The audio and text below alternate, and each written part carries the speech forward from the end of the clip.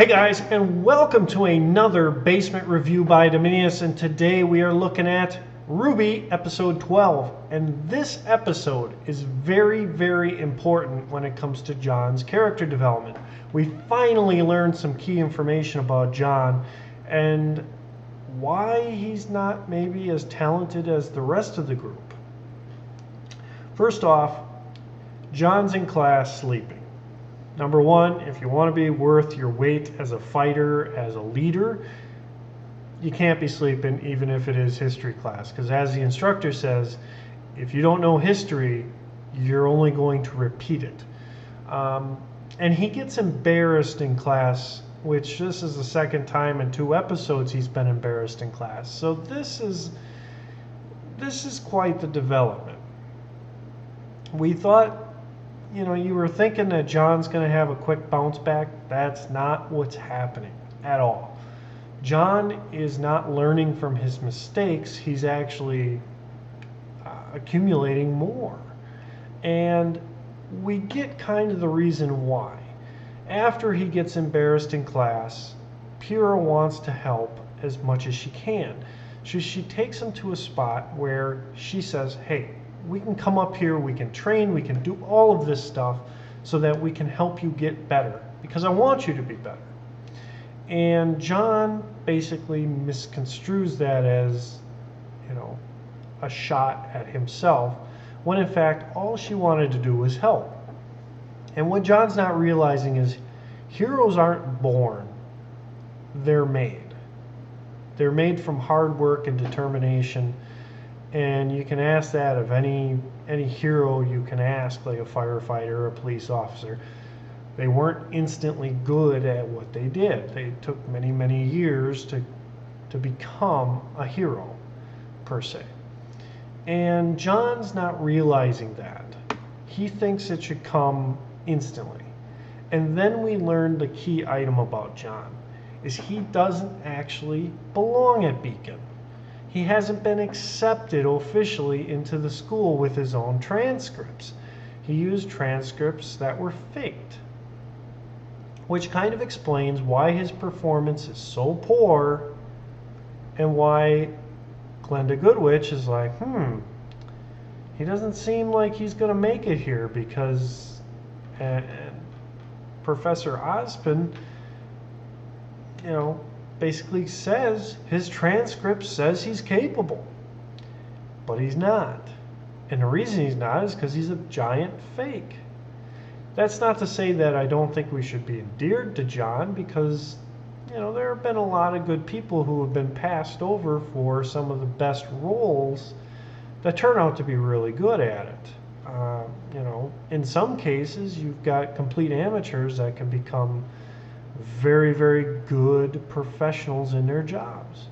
I mean, you look at actors, and that happens all the time, where somebody just comes out of nowhere, performs so well in one role that suddenly they're in Hollywood. They made it. But John needs to work hard. He wants it to be instant gratification. It's not going to be like that. But as far as his character development, this was definitely important for us to know as an audience. And I'm not sure how it's going to change Pyrrha's idea of him, because I think even though Pyrrha is probably a little disappointed in John, the fact that he had to fake his transcripts to get into Beacon, even though that happens, she's very much willing to still help him. And I think that's because she thinks he's still a good guy with a lot of potential. So in the end, this could be devastating for John. I don't think it will be in the end, but this is definitely one of the very depressing thing for the audience to see out of John, who's our comedy relief. So his character is very much developing a serious tone, which is just fine.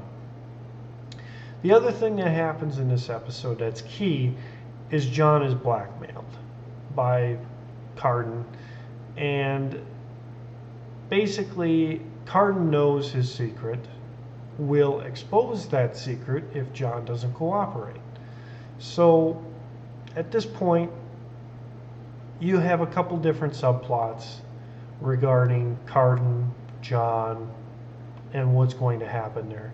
So as far as what we know now, this episode was crucial as far as advancing John's character and really giving us an idea of what John is looking for at this school. He's looking to turn himself into a hero, somebody who can do things on his own.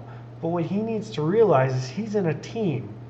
It's not about the one person doing everything.